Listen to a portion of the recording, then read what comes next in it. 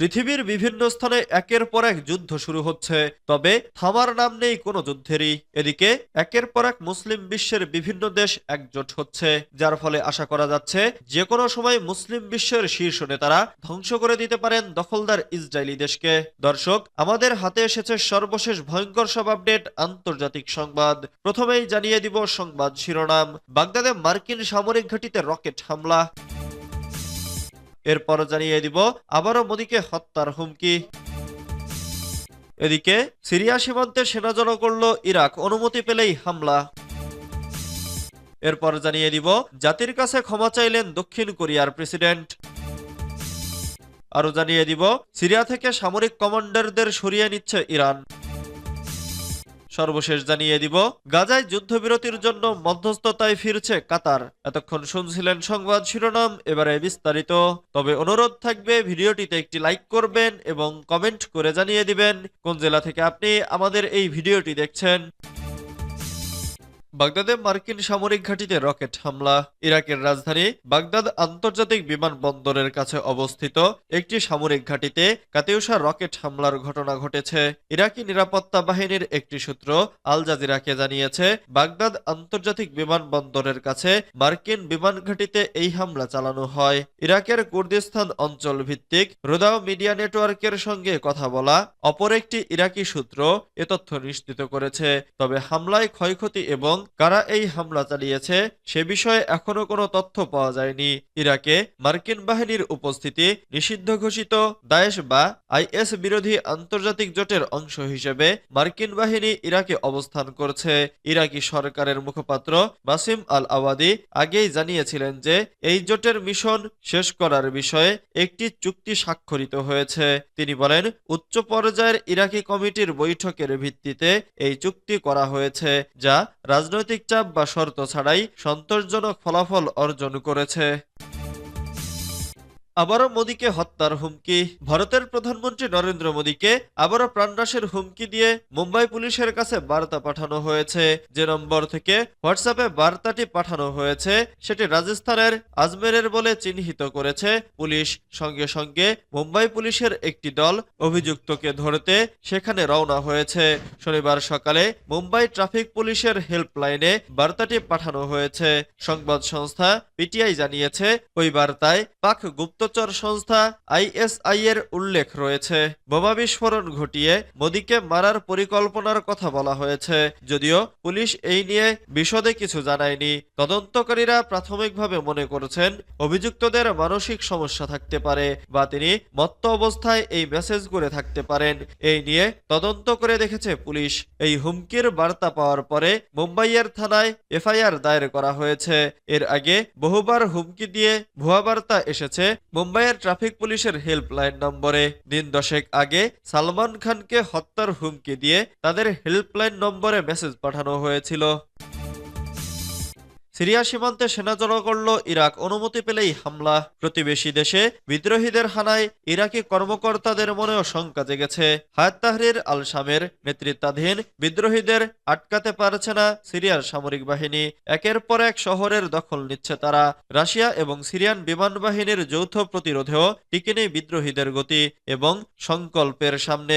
সিরীয় নেতারা প্রতিরোধ তো দূরের কথা, অনেকটা প্রাণ নিয়ে পালিয়েছে বলা যায়। সিরিয়ায় অবস্থানরত রুশ সেনারাও তেমন কিছু করতে পারছে না। এরই মধ্যে আলেপ্পো ও হামা শহর দখলে নিয়ে এবার ঐতিহাসিক ঘটনার সাক্ষী হোমস শহরের দিকে অগ্রসর হচ্ছে বিদ্রোহীরা। আন্তর্জাতিক বিভিন্ন গণমাধ্যম বলছে যে কোনো সময় পতন ঘটতে পারে হোমস শহরেরও।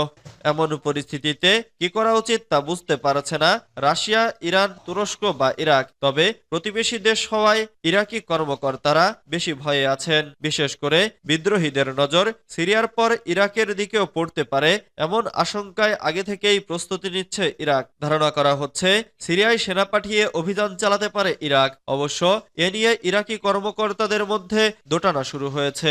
সুন্নি বিদ্রোহীদের এই জোটের সঙ্গে আল কায়েদার সংশ্লিষ্টতা রয়েছে। স্বাভাবিকভাবেই শিয়া অধ্যুষিত ইরাক ঝুঁকি নিতে চাচ্ছে না। জাতির কাছে ক্ষমা চাইলেন দক্ষিণ কোরিয়ার প্রেসিডেন্ট। হঠাৎই টেলিভিশনের পর্দায় হাজির হয়ে জাতির কাছে ক্ষমা চাইলেন দক্ষিণ কোরিয়ার প্রেসিডেন্ট ইউন সুক ইয়োল। শুক্রবার জাতির উদ্দেশ্যে দেওয়া ভাষণে ক্ষমা প্রার্থনা করেন তিনি। প্রেসিডেন্ট ইউন এমন এক সময় ক্ষমা চাইলেন যখন ক্ষমতা ছাড়তে তার উপর ক্রমাগত চাপ বাড়ছে।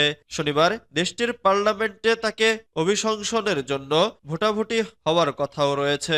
তাকে ক্ষমতাচ্যুত করতে শুক্রবার দফায় দফায় জরুরি বৈঠক করে দক্ষিণ কোরিয়ার রাজনৈতিক দলগুলো। এর আগে গত মঙ্গলবার রাতে জাতির উদ্দেশ্যে দেওয়া ভাষণে মার্শাল ল জারি করে বসেন প্রেসিডেন্ট ইউন। এরপরই তুঙ্গে ওঠে রাজনৈতিক উত্তেজনা। তীব্র সমালোচনার মুখে পড়েন প্রেসিডেন্ট। এর কিছুক্ষণ পরই তিনি তা প্রত্যাহার করে নেন এবং ক্ষমা চেয়ে বলেন দ্বিতীয়বার আর এই ভুল করবেন না তিনি।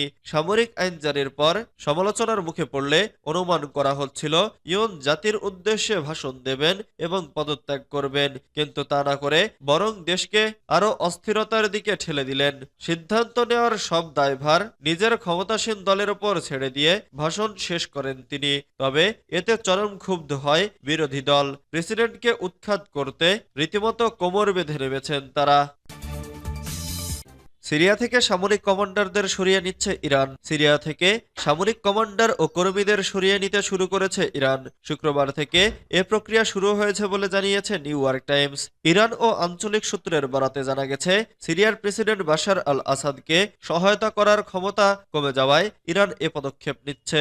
সূত্র জানায় কুদস ফোর্সের শীর্ষ নেতা ইরানের ইসলামিক রেভলিউশনারি গার্ড কর্পসের বাহ্যিক কার্যক্রম পরিচালনা করে। তাদের অনেককেই ইরান ও লেবাননে সরিয়ে নেওয়া হয়েছে। এছাড়া আইআরজিসি ইরানি কূটনীতিক, তাদের পরিবার এবং বেসামরিক নাগরিকদেরও সিরিয়া থেকে অন্যত্র স্থানান্তর করা হয়েছে।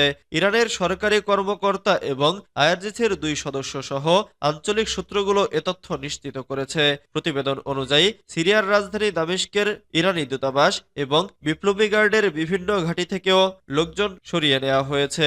দূতাবাসের কিছু কর্মী এরই মধ্যেই সিরিয়া ত্যাগ করেছে। এদিকে শনিবার সিরিয়ার আসাদ বিরোধী যোদ্ধারা দক্ষিণাঞ্চলীয় শহর দারায়া দখল করার দাবি করেছে।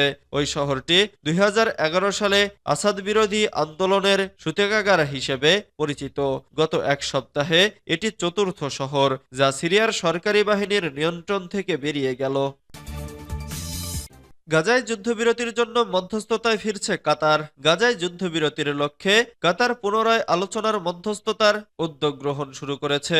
1 মাস বন্ধ থাকার পর আবারও আলোচনায় যোগ দেওয়ার ঘোষণা দিয়েছেন কাতারের প্রধানমন্ত্রী ও পররাষ্ট্রমন্ত্রী শেখ মোহাম্মদ বিন আব্দুর রহমান আল থানি। বৃহস্পতিবার দোহায় অনুষ্ঠিত 22তম দোহা ফোরামে তিনি এ ঘোষণা দেন।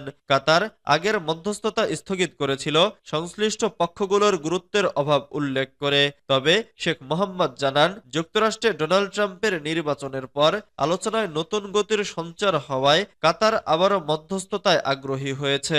কাতারি প্রধানমন্ত্রী তার বক্তব্যে গাজার চলমান মানবিক সংকটের বিষয়টি জোর দিয়ে তুলে ধরেন। তিনি বলেন গাজার পরিস্থিতি শুধু স্থানীয় জনগণের উপর নয়, প্রতিবেশী দেশ লেবানন এবং সিরিয়াতেও প্রভাব ফেলছে।